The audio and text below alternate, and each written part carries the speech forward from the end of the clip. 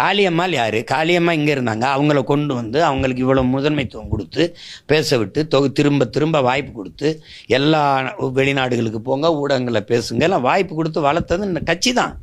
வளர்றதுன்னா அதை பேச மாதிரி எங்களை வளர விடலை அப்படின்னு. கட்சி வளர்ந்தால் தானே நீ வளர முடியும். கட்சிக்குள்ளே உன்னை வளர விடலைன்னா நீ எப்படி வளருவ? கட்சிக்குள்ளே ஒருத்தன் வளர்றதுனா எப்படி வளருது?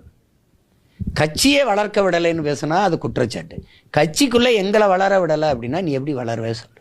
கட்சி வளர்ந்தா தான் நீ வளருவ.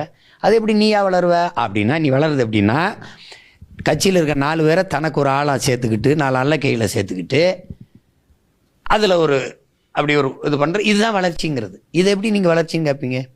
யாராவது ஒருவர் கட்சியே வளர விடலை அப்படி எதாவது பேசுகிறாங்களா? கட்சிக்குள்ளே எங்களை வளர விடலை அப்படின்னா இது எப்படி? சீமானை தாண்டி யாரும் வளர முடியாது. அது ஏன் சீமானை தாண்டி எப்படி வளருவேன்? நான் 5.6 அடி தான் வளர்ந்துருக்கேன். நீ என்னை விட பல பேர் வளர்ந்துருக்கான்.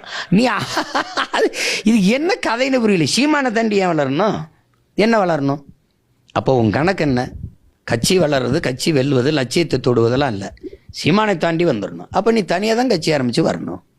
முக்கிய நிர்வாகிகளா, வளர்ச்சிக்கு முட்டுக்கட்டையாக இருந்த நிர்வாகிகளா? நான் தான் சொல்லி இப்பவும் கூட தெரியும், விருப்பம் இருந்தால் இருக்கலாம், போகலாம், தோளுக்கு துணையாக நிற்கலாம், தொல்லையாக இருக்கக்கூடாது, படிக்கலாம் இருக்கலாம், தடைக்கெல்லாம் இருக்கக்கூடாது. இல்லைனாலும் படிக்கலாம், இல்லைனாலும் பரவாயில்ல, தடைக்கெல்லாம் இருக்காத போயிடு. நீ இங்கே இருந்து துரோவையாக இருக்கிறத விட வெளியிலேருந்து எதிரியாக இருந்துட்டு போயிரு, பிரச்சனை இல்லை. அதனால அதையெல்லாம் பற்றி கவலைப்படுறது இல்லை.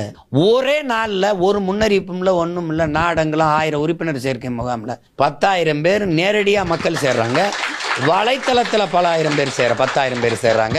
அப்போ நாங்கள் அறிவிப்பு செஞ்சு சோறுட்டி ஒட்டி பெரிய அளவுக்குலாம் அது பண்ணி உறுப்பினரை எத்தனை 1000 பேர் சேருவாங்க.